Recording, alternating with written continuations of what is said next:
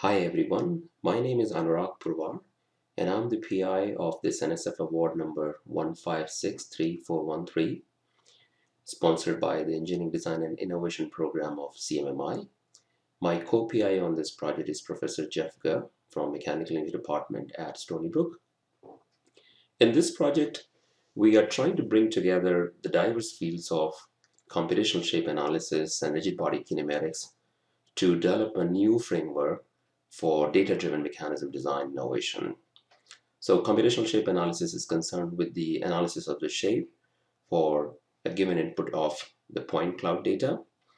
On the other hand, rigid body kinematics is concerned with the kinematics of rigid bodies, and our objective over here is to design mechanisms, or in other words, mechanical motion generating devices. The word data over here has overloaded meaning. One meaning is the data, which is about the quantitative information of the input task. So that could be a motion given, or it could be the data about existing mechanisms that you find in the literature. So the idea is to somehow encode the information about existing mechanism into a data that can be used to drive the mechanism design innovation process. We have multiple objectives for this project. One is to develop unified versions of design equations that would span broad classes of mechanisms. Second objective is to develop unified algorithms for data-driven simultaneous type and dimensional synthesis of various kinds of mechanisms, planar, spherical, and spatial. And a third objective is to ultimately implement these algorithms into a web-based design portal where designers can design, store, search, and analyze existing mechanisms. So the key thing in this work is to use the data given to the designer to drive simultaneous type and dimensional synthesis process. People have been designing mechanisms for a very long time. So let's roll back years to the Industrial Revolution time when James Watt invented what we know as steam engine now. It turns out that James Watt was apparently more impressed with his own mechanism that he designed for the steam engine. On the right hand side in this animation, you are basically seeing a 4-bar mechanism along with a pantograph. And he designed this mechanism perhaps using his own past kinematic experience. It was definitely not a eureka moment as such. So the question for us is, how did he end up designing this mechanism? And when we talk about the design, we have to really ask these questions. How did he choose the number of joints, number of links, and what their pattern of interconnection would be? Was there a method available to him to do so? Probably not. Design of the mechanism is an early stage goal in the machine design process, just as what James Watt had to do, perhaps in designing a steam engine mechanism. And this is the process that we call function to form transformation. The function in this case could be a motion, which is our task or the data, and that data has to drive determination of the type of mechanism as well as the dimension of mechanism. So here we are seeing a slider crank mechanism, which is a 4-bar mechanism. Here we are seeing another form of the mechanism, which is a 4R mechanism. So the question is, which of these two mechanisms, for example, would be a better fit for this given data? And there could be other possibilities. So the basic question is, given the data, given the task, is it possible to identify the best type of the mechanism as well as the dimension of the mechanism? To answer that question, we have to look at what is the current model for mechanism design. And the current model of mechanism design is essentially a 2-step process. In the first step, designer would do what we call number synthesis. So by picking the degree of freedom, he or she would be able to compute the number of links and the joints.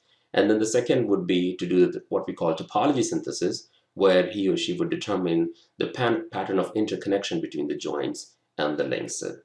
Following which, the designer would perform what we call dimensional synthesis, which essentially becomes a math problem once you have identified the type.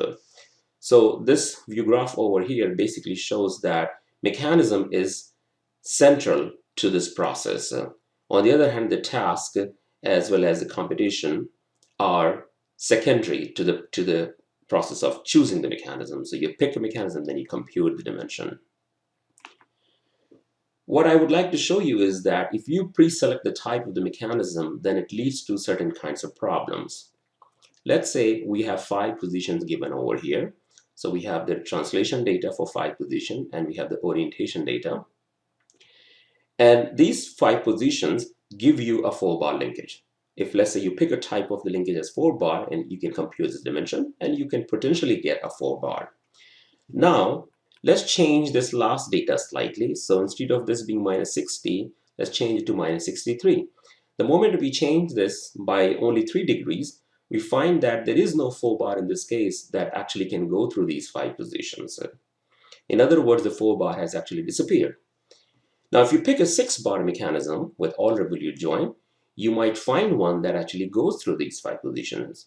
So what this simple example is telling you is that if you pick the wrong type, there may be no solution in the end. And that somehow tells you that the information about the best type of the mechanism may be hidden or embedded in the input data. In other words, the data should essentially drive what the mechanism type should be and what the dimension should be. And this is the approach that we call the data-driven design approach, an approach that we are taking in our research. So function-to-form transformation, which is central to this process, should be really functional of the task or the data-driven, not the other way around.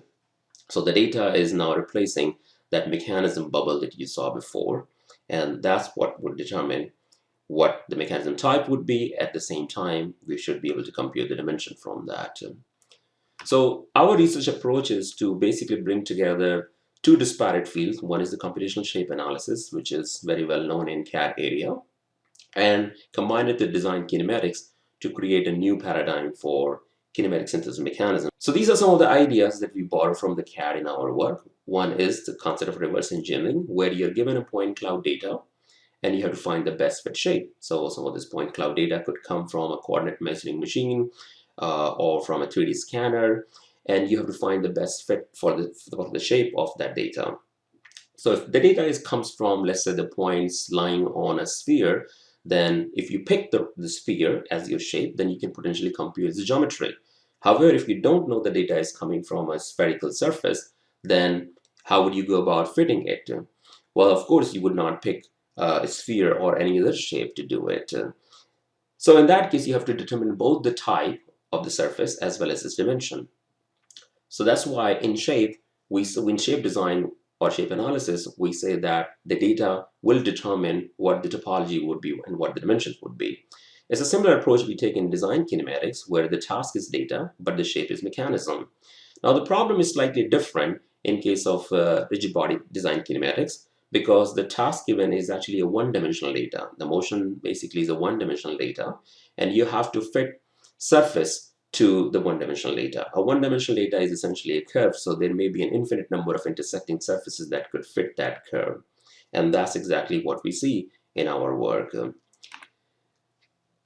Now, we use a concept called planar kinematic mapping that allows us to represent planar displacements as points in a higher dimensional projective space, and the constraints imposed on the coupler of, let's say, a 4-bar map into the algebraic surfaces in the same higher dimensional projective space.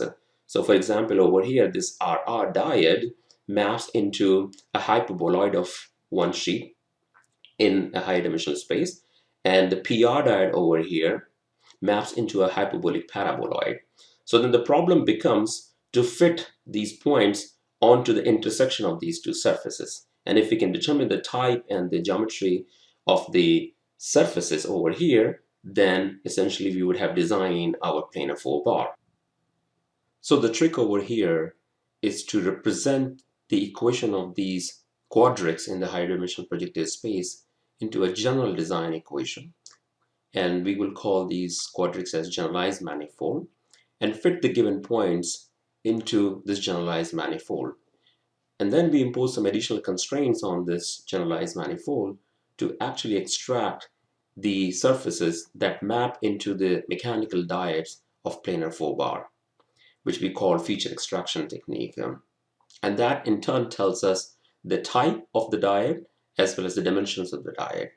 So far in our work, we have completed the planar 4-bar simultaneous type and dimensional synthesis. We are currently working on spherical as well as a spatial robot using the same approach. The Planar 4-bar algorithm has been implemented in a mobile app, which we call Motion Gem, which is available for free to download. So we encourage you to actually get it from Google's App Store or Apple's App Store and try out these algorithms. Thank you.